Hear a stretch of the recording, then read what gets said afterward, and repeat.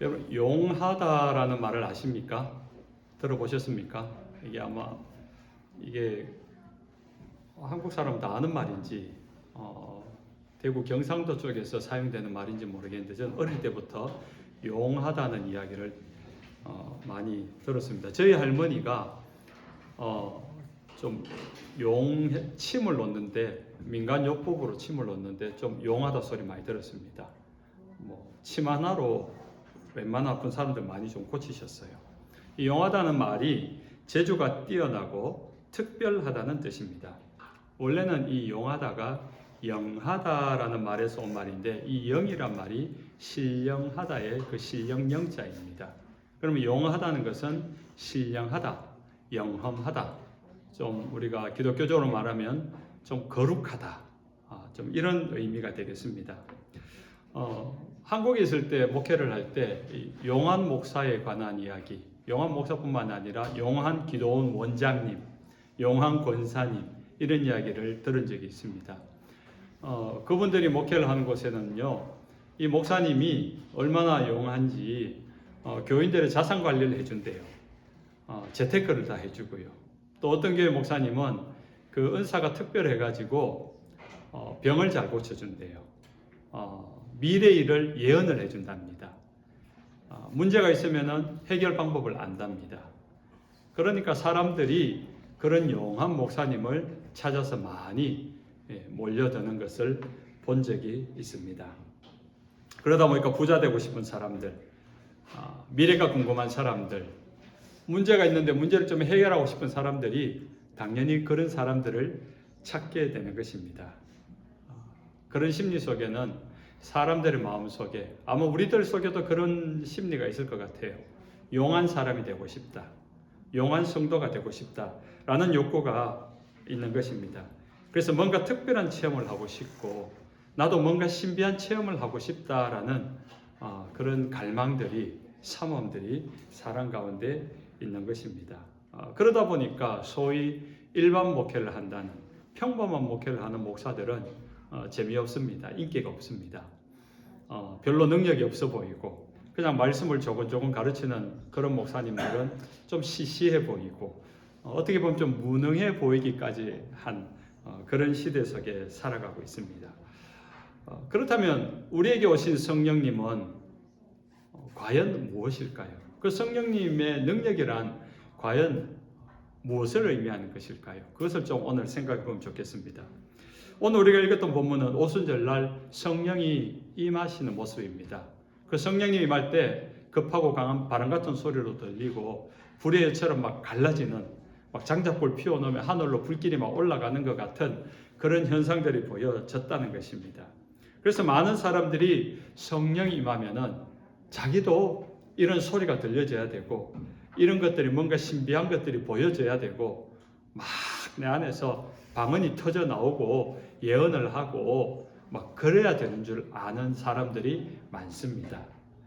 그러나 결론부터 말하면요, 오순절 성령이 임하였을 때의 현상이지 오늘 이 시대 속에 그런 현상이 물론 일어날 수도 있지만은 성경적으로 보면은 그냥 오순절날 그 사건으로 끝났다는 것입니다. 단회적인 사건입니다.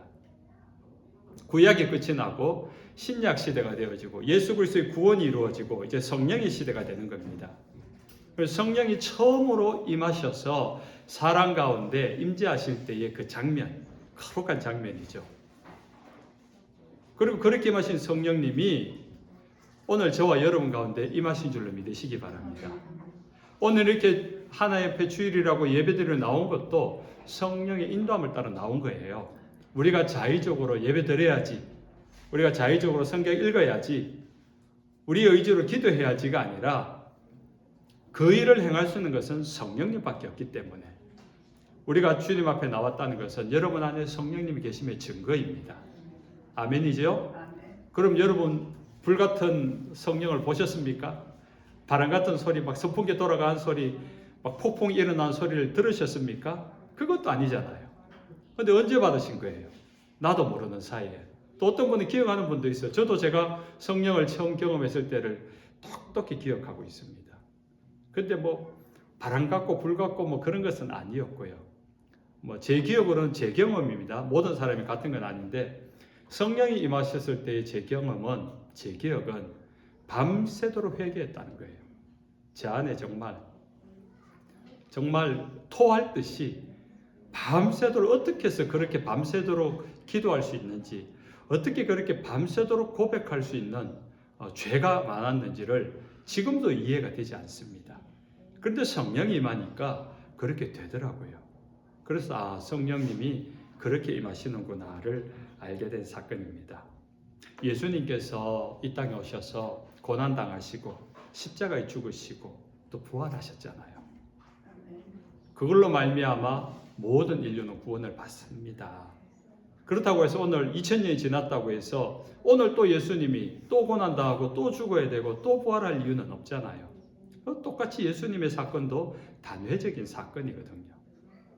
성령이 임하심도 단회적인 사건입니다. 중요한 것은 성령이 우리 가운데 임했느냐 임하지 않았느냐의 차이가 있을 뿐이라는 겁니다. 성령이 불같이 바람같이 임하는 현상보다 더 중요한 것이 있습니다. 그 성령님이 왜 오셨냐는 거예요. 성령님이 우리에게 오셨을 때는 그만한 이유가 있겠지요. 그걸 목적이라고 이야기합니다. 성령님이 우리에게 오시는 분명 목적이 있습니다. 그것이 요한복음 14장 26절에 이렇게 말합니다. 보혜사 곧 아버지께서 내 이름으로 보내실 성령, 그가 너희에게 모든 것을 가르치고 내가 너희에게 말한 모든 것을 생각나게 하리라. 성령님이 오시면은 생각하지도 못했던 것이 생각난대요. 몰랐던 것을 배우게 된답니다. 우리가 무엇을 생각나고 무엇을 배우게 되는 것입니까? 하나님의 뜻입니다. 하나님의 말씀입니다. 오늘 본문도 보면은 4절에 그들이 다 성령의 충만을 받고 성령이 말하게 하심을 따라 다른 언어들로 말하기 시작했다 그래요. 이 제자들이 자기 속에 있는 어떤 지식과 정보와 목적을 가지고 말한 게 아니라 성령님이 생각나게 한 것을 말하겠다는 것인데, 그 말하게 한 게 뭐냐? 11절 우리의 각 언어로 하나님의 큰 일을 말함을 듣는도다 라고 이야기해요. 하나님의 큰 일, 하나님의 뜻입니다. 여러분이 가지고 계신 성경책은요 1600년 동안 기록되어서 완성된 책입니다. 구약의 선지자들과 신약의 사도들 약 40여 명의 사람들이 1600년을 릴레이로 이어서기를 해가지고 완성한 게 우리가 가지고 있는 이 성경책입니다. 이 성경책 속에는 이 내용들은 하나님이 친히 기록하셨습니다. 디모데후서 3장 16절 모든 성경은 하나님의 감동으로 된 것으로 교훈과 책망과 바르게 함과 의로 교육하기에 유익하니, 모든 시대, 모든 나라, 민족, 작은 소수 부족까지도요 사랑하는 문화와 삶의 기준과 가치가 다르잖아요. 그런데도 그 다른 문화 속에서, 다른 문명 속에서 살아가지만은 전해져 있는 이 하나의 말씀은 절대 기준이 됩니다. 절대 기준이 되어서 그들에게 의와 거룩과 바르게 함과 교훈하기에 유익한 말씀, 절대적인 기준의 말씀을 하나님이 전해주시는 것입니다. 성령께서는 바로 그 말씀을 가르치고 생각나게 하시려고 우리에게 오신 것입니다. 그래서 성령님은 우리 안에, 믿는 자 안에 거주하시면서 오늘 이 제자들처럼 하나님의 말씀이, 하나님의 뜻이 생각나고 그래서 세상 가운데 말할 수 있게 하는 것입니다. 고린도서 3장 16절 너희는 너희가 하나님의 성전인 것과 하나님의 성령이 너희 안에 거하시는 줄을 알지 못하느냐 그래요. 로마서 8장 9절은 더합니다. 그리스도의 영이 없으면 그리스도의 사람이 아니다라고 이야기합니다. 요한복음 14장 17절에 그는 진리의 영이라 너희는 그를 아나니 그는 너희와 함께 거하시며 또 너희 속에 함께 계시느니라. 성령님은 우리 안에 계시는 분이에요. 이미 우리 안에 계시는 분이에요. 그 성령님 우리 안에 계셔서 시도 때도 없이 하나님의 때에 하나님의 뜻을 나타내시고 가르쳐 주시고 생각나게 하시고, 마치 성경을 기록할 때 이 성경은 하나님의 감동으로 되어진 것처럼 감동을 기록한 성령을 감동으로 생각나게 하셔서 하나님의 일들을 알게 하시는 것입니다. 그러므로 여러분들이 용한 목사, 용한 기도원 원장님, 용한 권사님 찾아다닐 필요 없습니다. 여러분이 들고 다니는 성경책, 하나님의 감동에 기록된 성경책을 펼쳐서 한 절이라도 읽으면은 여러분이 좋아하는 목사님의 설교를 열어서 그 설교를 한 편 들으면요, 그 순간 성령님이 여러분 가운데 역사하는 중이라는 겁니다. 우리의 시선이 주님을 향하고 우리의 귀가 주님의 말씀에 귀 기울이고 우리의 마음과 생각이 하나님의 일에 사모함으로 집중하면은 그것이 성령이 지금 역사하고 있는 주인 줄로 믿으시기 바랍니다. 오순절 성령 충만함을 받은 사람들의 결론이 무엇입니까? 나 성령 받았어. 나 불같은 성령을 받았어. 지금 내 심장이 막 타는 것 같아. 바람 같은 소리, 폭풍 같은 소리, 막 그런 소리가 내 안에 계속 내 귓전을 때리고 있어. 내 방언 좀 들어봐봐. 이게 하나님의 은혜야. 그래서 랄랄랄라 막 하는, 그렇게 말하는 사람이 아무도 없었습니다. 내가 성령을 어떻게 받았는데, 내가 지금 받은 성령이 그때 상황이 어땠는데, 그거 자랑질하고 다니는 사람 아무도 없었다고요. 120명의 단 한 사람도 자기가 받은 성령에 대하여서 그것을 가지고 자랑하는 사람이, 그것을 가지고 말하는 사람이 없었습니다. 성령을 체험한 120명의 사람들의 동일한 결론이 있습니다. 4절입니다. 성령이 말하게 하심을 따라 다른 언어들로 말하기를 시작하니라. 성령을 받고 나니까 그들이 그 자리에 있을 수 없어서 문을 박차고 다 그냥 거리를 뛰쳐나가는 거예요. 오늘 이 동일한 말씀을 받으면서 우리가 성령께서 우리한테 충만하고 막 감고 나시면요, 예배드리다 못 견뎌서 우리는 길거리에 뛰쳐나가는 거예요. 그래서 메리우 대학교 가가지고 학교 운동장에서 예수는 그리스도라고 외치고, 또 우리 김광 집사님, 김영래 집사님은 스크랜턴 다운타운 가가지고 거기서 사람들이요 들으시오, 예수님이 당신을 위해 죽으셨습니다, 예수를 믿으시오, 그래야 구원받습니다, 막 외치는 거예요. 그랬다는 거 아닙니까? 사람들이 예루살렘 거리로 뛰쳐나갔대요. 120명 한 자리에 모였겠습니까? 120명 예루살렘 골목골목 대로변 소로변 흩어져 가지고 만나는 사람마다 붙들고 그렇게 말했다는 거 아닙니까? 그러니까 그들이 전하는 복음이 너무 신기해서 처음 보는 장면에서 사람들이 몰려들었다 그래요. 예루살렘 도시가 소동이 일어났다 그러지 않습니까? 센세이션이 일어났다는 것입니다. 그들이 말한 내용이 어떤 내용입니까? 우리가 다 우리의 각 언어로 하나님의 큰일을 말함을 듣는도다. 그들이 말하는 것은요, 한 가지입니다. 예수 그리스도입니다. 예수 그리스도가 이 땅에 왜 오셨으며, 왜 고난당하셨으며, 왜 죽임당하셨으며, 왜 부활하셨는가? 이거는 예수님의 제자들뿐만 아니라 그 당시 사람들이라면, 예수님을 본 적 있는 사람 다 아는 내용이에요. 예수님이 죽으시고 부활하시고 성천하시기까지 40일의 기간이 지났습니다. 벌써 그러면 한 달 반이 지나가고 있는 데인데, 그러고 나서 오순절까지 10일이 지났으니까 딱 50일이 지난 상황이네요. 3년 동안 예수님의 사역을 통해서 모든 분들이 예수님에 대해서 갈릴리와 유대 사람들은 다 알고 있습니다. 특히 예루살렘 사람들은 더 잘 알고 있어요. 예루살렘에서 일어난 사건이기 때문에. 그런데 그 이미 알고 있는 이야기를 지금 하고 있는데 왜 예루살렘 도시 전체가, 이 스크랜턴이라는 도시 전체가 난리가 난 것입니까? 이미 알고 있는 내용을 이미 앞서서도 이야기한 적이 있을 텐데, 근데 왜 지금 말하는 것에는 도시가 반응을 하고 사람들이 반응을 하고 그 말을 들은 사람들이 변화가 일어나는 것입니까? 그 차이는 하나입니다. 성령이 임하였기 때문에,